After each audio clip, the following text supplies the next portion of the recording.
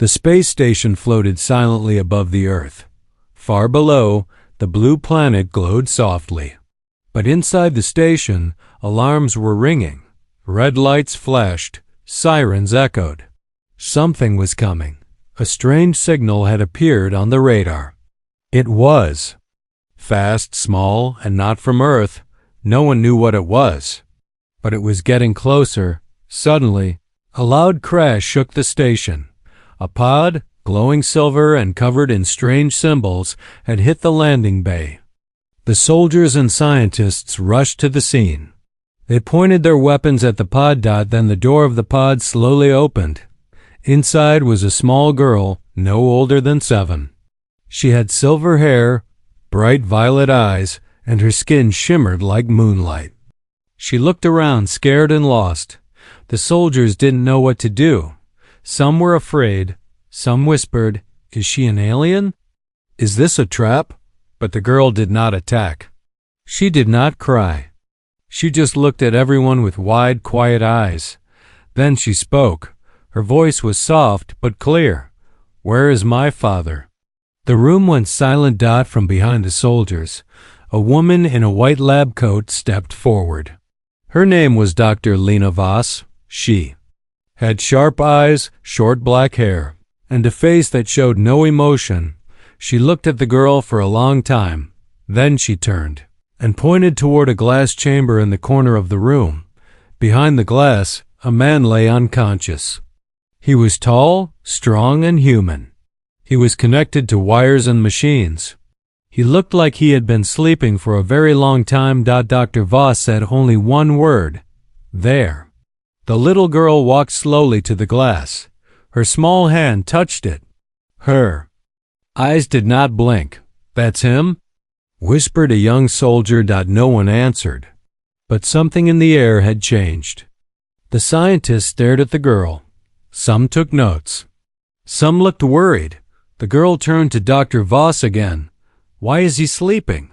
she asked. Dr. Voss did not answer. Her face stayed cold. But in her eyes, something moved. A memory, maybe.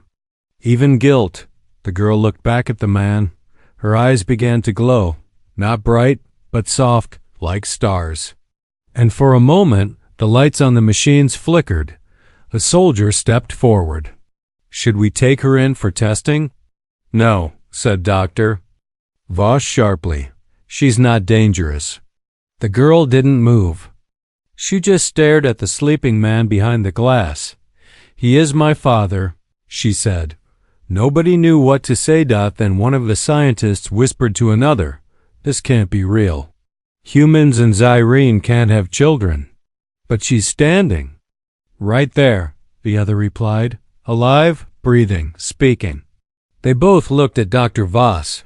She was still silent. In her mind, old memories came back. A battlefield. A wounded human soldier. A moment of connection. A decision that changed everything. But she had never told him. Never told anyone. Now the result of that decision stood here. A little girl from 2 worlds. A child that should not exist. And yet, she did. Outside the window, space was dark and endless. Inside the lab, the girl whispered again, "Please, wake him up." But the man in the glass chamber did not move. Suddenly, the lights dimmed. A strange sound came from the machines. The girl's hand was still on the glass. Her eyes glowed brighter. A hum filled the room. "Stop her," shouted one of the guards. "No," said Dr. Voss. "Let her continue." The girl closed her eyes. Her lips moved. She was speaking in a language no one understood. The man inside the glass twitched. His fingers moved slightly. A beep came from the heart monitor. His brain waves changed. "He's responding," said a scientist in shock. Everyone stood frozen. The girl opened her eyes. A single tear ran down her cheek. And then the man's eyes opened. Just for a second. He saw her. She smiled. Then his eyes closed again, and the machines went quiet. The room was silent once more. Dr. Voss walked forward. She gently pulled the girl back. "He needs time," she said softly. Girl looked up at her. "You knew him?" "Yes," said the doctor. "A long time ago. Why didn't he come find me?" Dr. Voss looked away. "He didn't know you existed." The stars were quiet now, but 20 years ago they were on fire. Back then, Earth was not alone.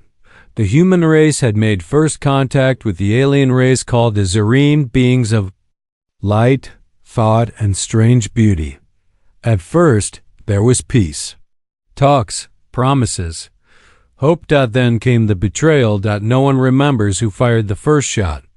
But in the dark silence of space, war began, and it was brutal. Captain Rain Carter was one of the youngest commanders in Earth's defense fleet. He didn't fight for power or glory. He fought to protect, to survive. His ship, the Valkyrie, had crashed on a red moon near Zyrene territory. Half his team was dead. He was injured, bleeding, crawling through smoke. That's when he saw her, a Zyrene soldier. Her white armor cracked, her arm badly burned. She was hiding too, from her own kind. She had no weapon, just fear in her glowing eyes. Carter raised his gun, then paused. She didn't move. He should have pulled the trigger. That's what the rules said. That's what Earth Command trained him to do. But something inside him said no. Instead, he dropped the gun. For days they hid in silence. No words, no trust, but they needed each other to survive. The Zyrine woman, her name was Sira, had food and healing knowledge. Carter had maps and shelter. Little by little, silence turned into glances. Glances turned into words. Words turned into something else. They were enemies by blood. But in that broken place they became something more. One night, as a storm of fire raged outside, they sat close in the darkness. Sira spoke in broken English. "If we die here, will you remember me?" Carter looked at her, his face bruised and dirty. "I will, always." They didn't die. Rescue came, but not together. Carter was taken by a human ship. Sira ran the other way, into the smoke, into the night, carrying more than just memories. Inside her, a child had begun to grow, a child never meant to exist. Back in the present. The little alien girl sat quietly in the cold lab. Her name was still unknown. Dr. Voss watched her from the shadows. She held an old file in her hand, a military report. Subject: Captain Rain Carter. Status: Mia. Missing in action. But she knew the truth. He had returned, barely alive, but something had changed him. He refused to speak, wouldn't answer questions. He only said one thing before he fell silent forever: "She is coming." No one understood what he meant. Until today. The girl walked to the glass chamber again. Her hand touched the smooth surface. Her father, still asleep, still connected to wires, didn't move. She whispered something in Zyrine language. The machines blinked once more. Dr. Voss clenched the file tighter. Her hand shook. This girl, this living proof of the impossible, was more than just a child. She was a message from a war that wanted to be forgotten. And the message was clear: human and Zyrine can choose peace, if they dare to love. But not everyone wanted peace. Far away, in the shadows of the space station, someone was watching the security feed, a tall figure in a black uniform. He tapped a button, sent a command: "Prepare extraction. The hybrid must be contained." In the lab, the lights flickered. The girl turned her head sharply. She felt it. Danger was coming, and she had only one person who could protect her, but he was still sleeping. Before the child arrived, the lab was quiet. Cold. Controlled. Now. Something had changed. The lights flickered again, not because of broken wires, but because the girl was near. Dr. Lena Voss stood at the edge of the observation deck. She looked down at the alien girl, her silver hair glowing softly in the lab lights, her small hands pressed to the glass chamber where the human man slept. Her father, Dr. Voss, said nothing. But inside her mind, memory screamed. She had buried the truth for years. Now it stood in front of her, breathing, watching, asking questions. Where is my father? That question echoed like thunder inside her soul. She remembered the war. She remembered Sira, the Zyrene woman who had trusted her, who had come to her with a secret child. And now, that secret was awake. But the lab was not just a place for research. It was a prison. Some of the scientists wore white coats, but others wore black badges. They worked for Project Helix, a private branch of Earth Command, hidden from the public, unknown to most governments. Their goal: study alien DNA, create hybrids, use them for war. They thought the child was a myth. Now she was real, and they wanted her. In a hidden room below the main lab, 2 officers stood watching live footage of the girl. She's already influencing the energy field, one said. She's only a child, the other replied. The first officer shook his head. She's more than that. Look at the readings. Her presence is waking the subject, the human. Male. He pointed to the screen. Whatever connects them. It's dangerous. Back in the lab, the girl spoke again. Why doesn't he wake up? Dr. Voss took a deep breath. His mind was damaged in the war. They kept him here to study his memories, but he shut down. He stopped speaking. The girl stared at the sleeping man. Her father. Maybe he needs to hear my voice. Dr. Voss looked away.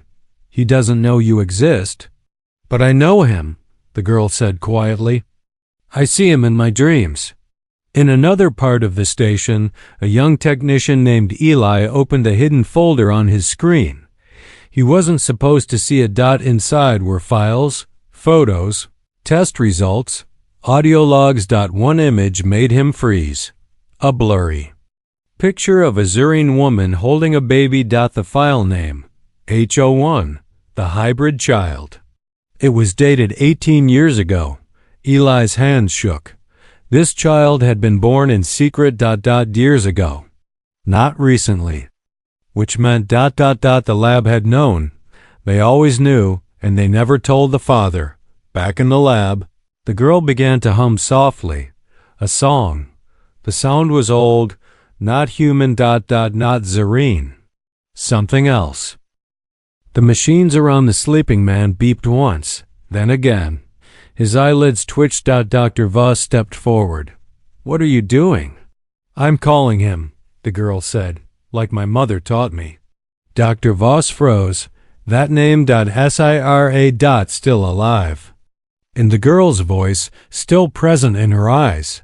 Suddenly, alarms began to ring. Security doors locked. Red lights flashed. A voice echoed through the lab. Level 7 breach. Containment protocol active. Prepare for transfer. The girl turned to Dr. Voss. What's happening? Dr. Voss stepped back. For the first time, she looked afraid. There. Coming for you. She wasn't supposed to exist. She wasn't supposed to survive.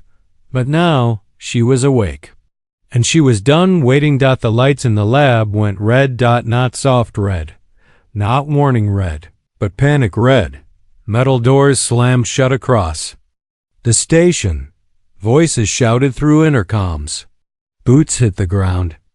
Guns were loaded. The girl stood completely still. She wasn't scared. She was listening. Her eyes, glowing violet, flicked toward the glass chamber. Her father, still sleeping, still silent. But his fingers had moved. Once. That meant something. That meant hope. Dr. Voss grabbed the girl's hand. We have to go, she whispered. Where? The girl asked. Voss looked behind her. A hidden panel on the wall opened with a click. Inside was a narrow tunnel, dark and cold. Down there. Hurry. The girl paused. I can't leave him.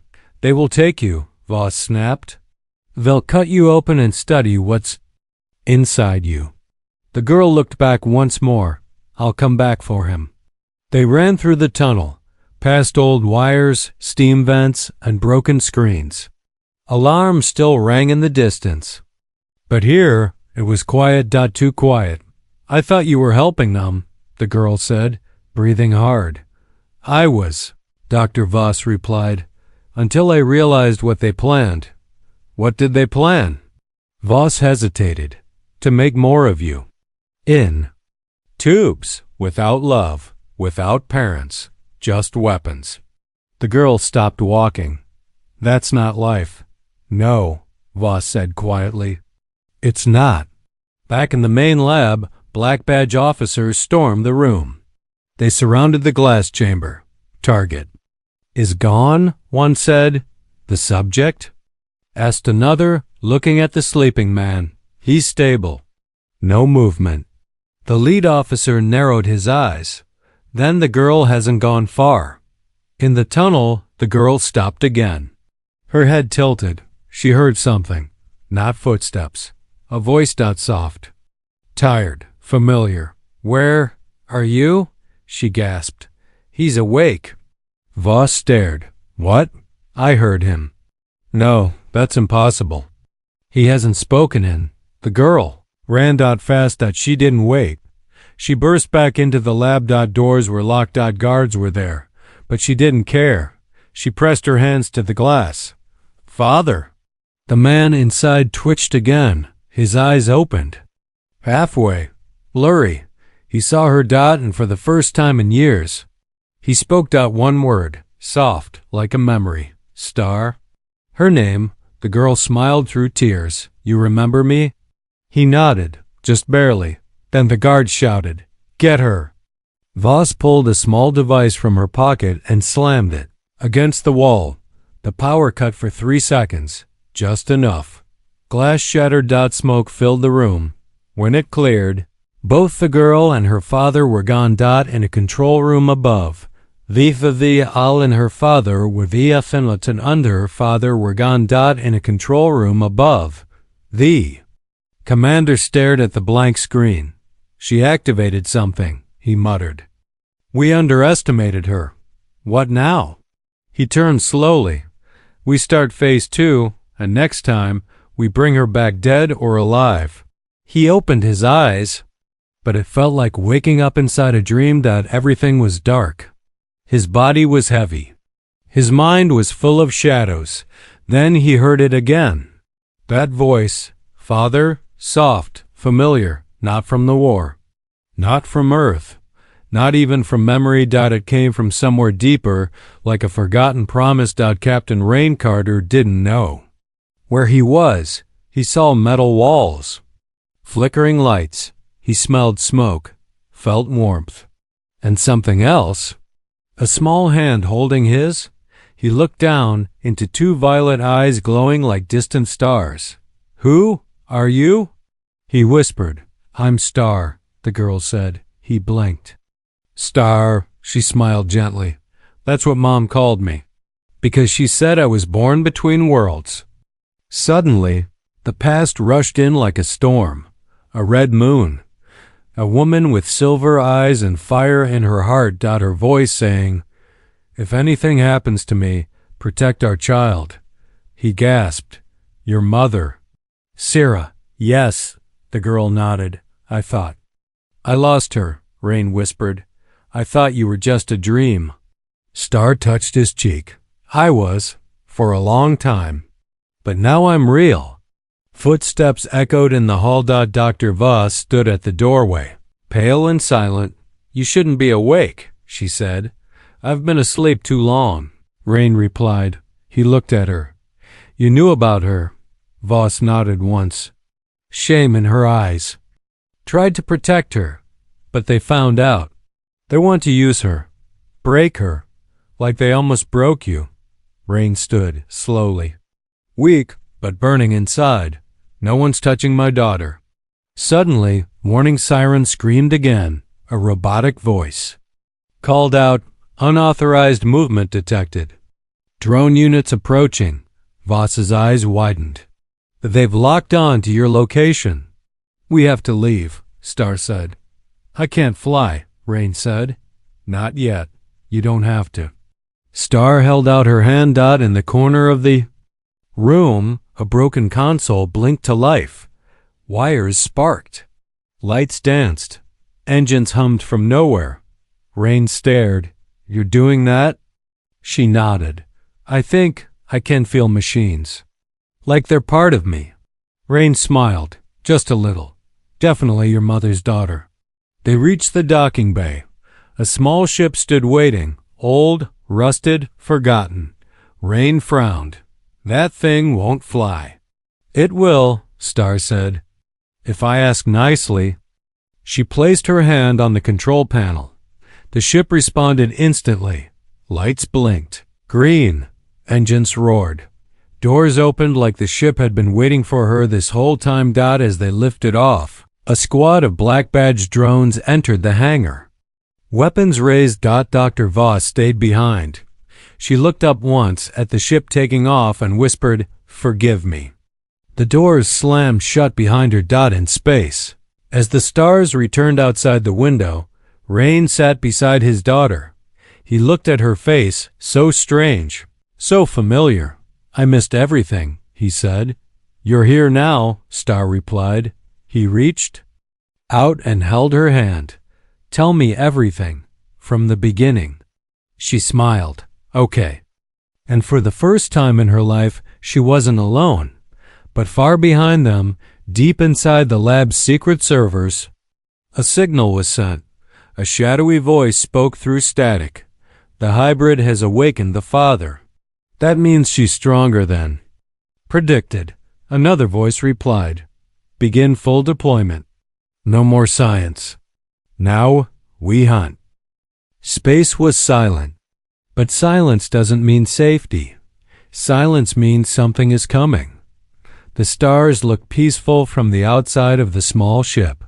But inside, it was chaos. Warning lights blinked red. Engines rattled. Oxygen was dropping. And behind them, death was flying fast. 3 black drones shot through space like knives, chasing the ship like predators chasing prey. Hold tight. Rain shouted, gripping the controls with trembling hands. His daughter Star sat beside him, calm and glowing. I don't think this ship was made to outrun weapons, he muttered. Star tilted her head. Then let's change what it was made for. Rain looked at her. That strange calm in her voice. That same calm Sarah used to have, right before doing something impossible. What do you mean? He asked. Star placed her hand on the console. Let me try something. She closed her eyes. The ship responded like it had a soul. Engines shifted. Wires reconnected themselves. Panels opened and reprogrammed. Without touch. She's talking to it. Rain whispered. No, not talking. Commanding. Suddenly, the ship surged forward. The drones fired, but missed.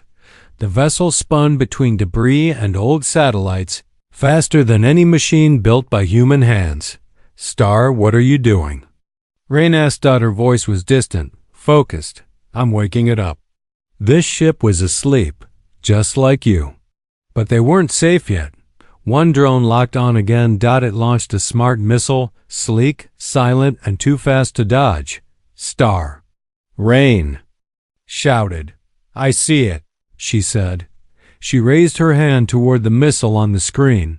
The ship shuddered. The missile spun off course, exploded in the blackness. Rain turned to her, wide-eyed. You did that. I don't know how, she said, but it listened. Behind them, the last drone stopped chasing. Instead, it sent a signal, not just to the lab, not just to Earth. But far beyond, into deep space. Into places even Rain didn't know existed. Whoever they were, whatever they were, they had been waiting for this signal. The ship's control screen lit up. A new alert appeared in strange symbols, neither human nor Zyrene. Star stared at it, confused. What is it? Rain asked. I don't know. But it's calling me. Rain frowned. A trap? Star didn't answer. She simply said, I think it's a piece of me. They jumped to light speed, following the coordinates from the strange signal. Rain watched his daughter, half human, half Zerine, pilot an ancient ship through the stars using nothing but thought and instinct, and he knew something now. She wasn't just his child. She was a bridge between two worlds, maybe even something more. But in the darkness behind them, across dead satellites and cold stars, a shadow was forming. A hunter. No face. No name.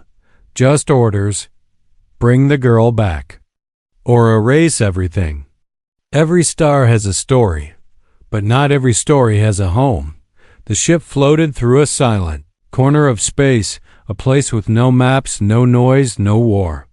Just light, dust, and the memory of things long forgotten. Rain Carter stood by the window.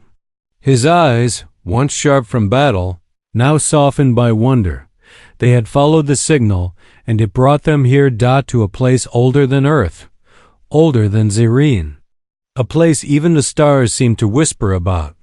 Behind him, Star sat cross-legged, her hand glowing faintly on the ship's console. She knows this place, Rain thought. She was never lost, just waiting to return. The ship approached a glowing structure, half metal, half crystal, floating in space like a sleeping. As they got closer, the ship slowed on its own. No commands. No hands. It simply recognized home. The docking bay opened without a sound. Inside, everything felt alive, walls breathing with faint light, floors that hummed with warmth, air that tasted like memory. Rain stepped out first, cautious. Star followed, silent and sure. This place, she whispered, was my mother's last gift.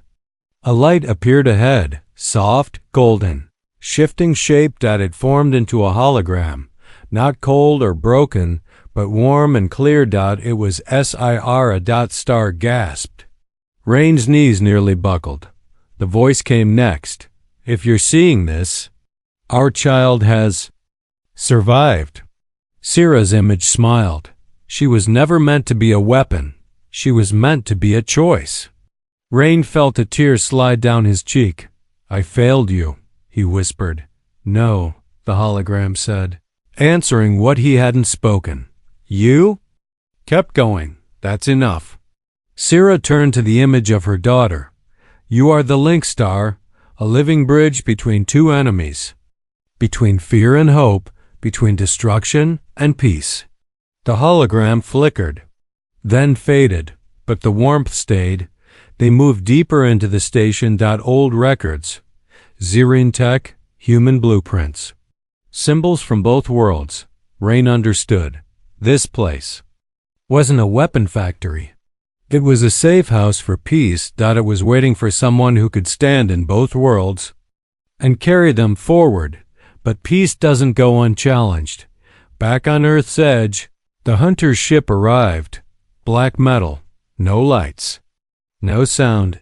Inside, the figure watched coordinates blink on screen. Target, located. Mission, and the hybrid. Inside the hidden base. Star turned suddenly. They're coming. Rain looked at her. Then we stand, he said, together. When the hunter's ship arrived, the station came alive. Walls closed. Shields rose. Ancient defense systems hummed. Rain took a rifle. Star raised her hand, and for the first time, father and daughter fought as one. The battle was quick, not easy, but full of heart. Rain fought with skill. Star fought with light. The hunter was strong, but had no purpose beyond orders. And purpose, when held with love, is always stronger. In the end, the enemy fell. Not with a scream, but with silence, and the stars grew quiet again. Rain sat on the platform, catching his breath. Star stood beside him, staring out into space. What now? She asked. Rain smiled. Now, we build. Not weapons, not war, but something better. A home? She asked. He nodded. Yes, finally.